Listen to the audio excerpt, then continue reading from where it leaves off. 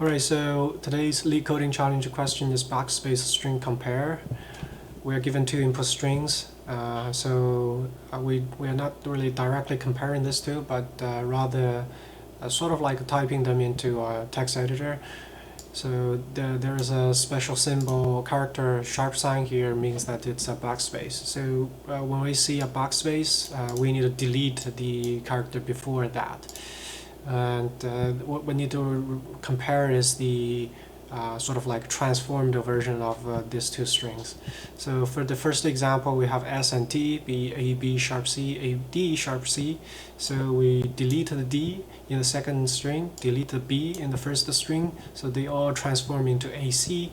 And the transformed version are the same, so we return true. For the second example, they all transform into empty string, so they are the same. For the third example, they all transform into a single character C, so they are the same, we return true. So this example also tells us, and the second one as well, we could have multiple sharp signs, and when we have multiple sharp sign, it's kind of accumulative, so we delete the B, and then we delete A. So if we have a stack, we pop the characters onto it. When we see a sharp sign, we need to pop that top element. So we can use a stack to implement some kind of transformation function. Let's get back to examples.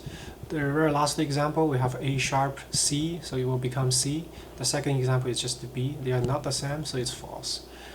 I guess, yeah, we could write a simple transformation function with a stack, and for that, then just to compare the transformed result between these two strings. It will be in linear time, but it will also be a linear in space, because in the minimum, we need to reconstruct we need to construct the transformed version of the string. If the string is just characters without sharp signs, it's going to be the same length, right? There's nothing changed, so we pretty much make the same copy, so it will be linear space. So the follow-up asks us to solve it in linear time and constant space.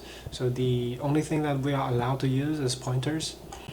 So just think about how we're gonna actually iterate over these two strings just by one pass, and to be able to compare and return whether they are same or not. The order of doing the traversal of these two strings is pretty obvious. We should compare from the right hand side towards left, because the sharp sign the backspace always delete the previous character. So if we compare these two strings, A sharp sharp C, sharp A sharp C, from the right hand side, from the right towards the left, we compare the corresponding location characters. They are the C, they are the same. The next step is trying to jump over to the next location in the string where we should actually compare. Obviously, we don't need to compare sharp sign, and this A should be skipped as well, because it's followed immediately by a sharp sign. So in this particular example, the next location we compare is actually out of bound. So, but out of bound actually means we are fine, because if the C's are the same and both string, the next step is out of bound, meaning that we have already compared every location. So out of bound is also true. But if one of the strings is out of bound, the other one is still having a valid location to compare, then the transformed version of this two string is not the same in length. Then it's problematic. We should return false. So just quickly summarize, we're basically going to have two pointers moving from the right hand side towards the left hand side for both of the string, and we try to compare the corresponding location after the transformation. We will use a helper function to get us to the next location. So that's pretty much the big idea about how to go about solve this. So just the code is just the code is not that it's easy to make mistakes in this code, even though it's the idea is pretty straightforward. So we have two pointers. They initially to be the very last location in the string.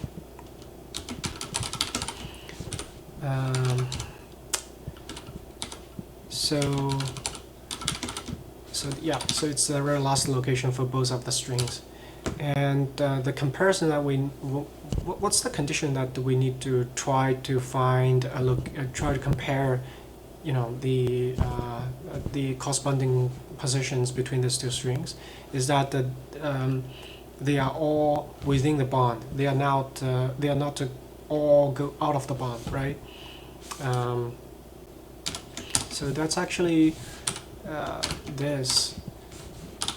If they are all greater than or equal to, if the multiplier is greater than or equal to 0, meaning that none of those is less than,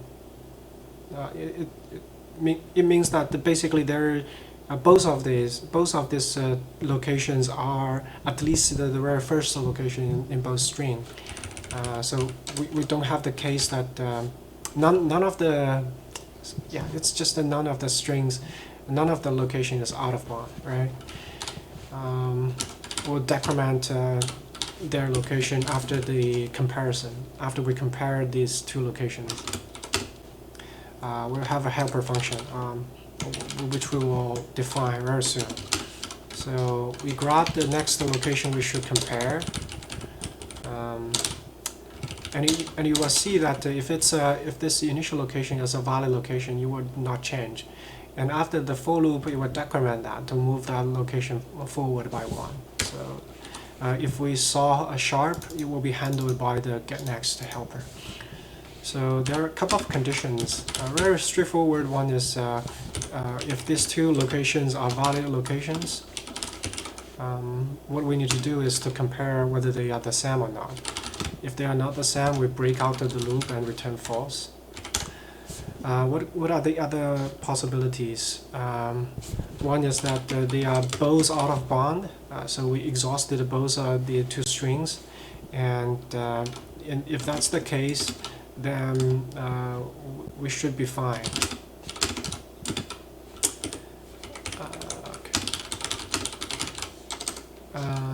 Yeah, as this example here shows, we compare the C for the next iteration. We pass sharp and sharp to the getNext, and we try to find the next location we should compare.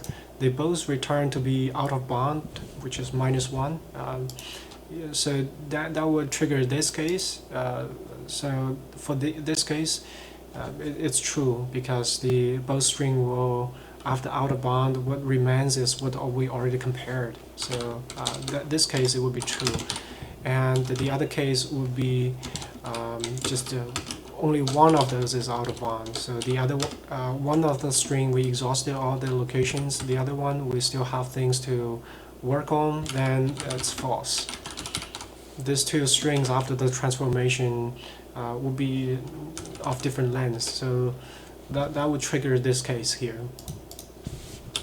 And in the other hand, because we put 0 here as the possibility, one of the string may be, when we exit this for loop, one of the string we might end up at the first location. The other one is still some location further down to the right. And after the decrementation, one will become -1. The other one will still become positive. Will still be positive. So the way to finally determine whether these two are the same or not is to call this getNext again one more time. So this is not obvious, and I got it wrong when I first tried to code this up. So this is very crucial. Then is to just write this helper function getNext. So it's it should return integer location, and it takes in an input string and a location. It's also a for loop. We try to move towards left.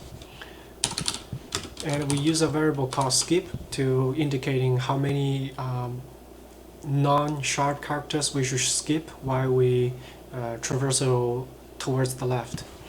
It's initially to be 0 because we once we find our sharp sign, we should increment this. Once we go to the next location, we should decrement this skip. So while we are not out of bound of the string, we should decrement the location to move forward and move leftwards. There are a couple of conditions here.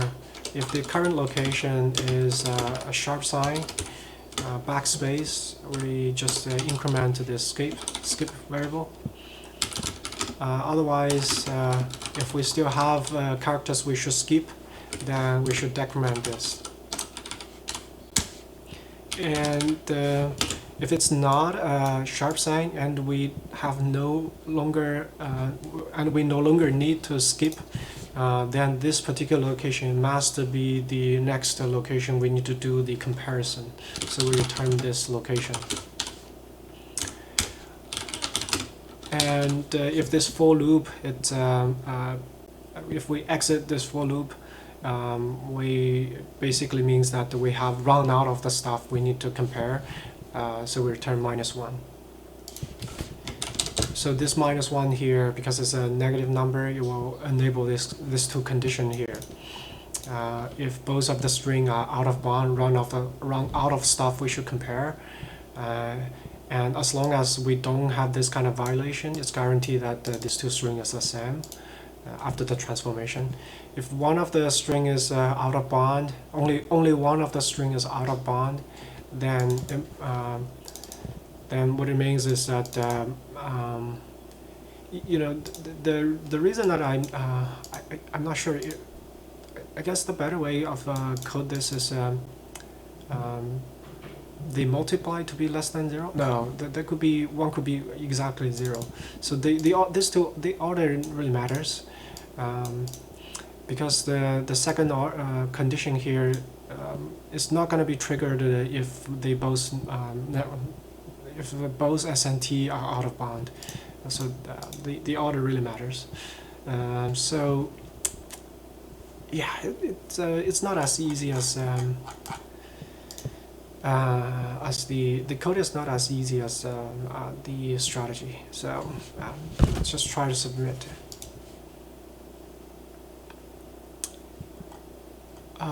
Okay. Okay. Okay. It's accepted. So this solution here is satisfy the follow-up requirements. It's constant. It's linear in time and constant in space. So yeah, that's the question for today.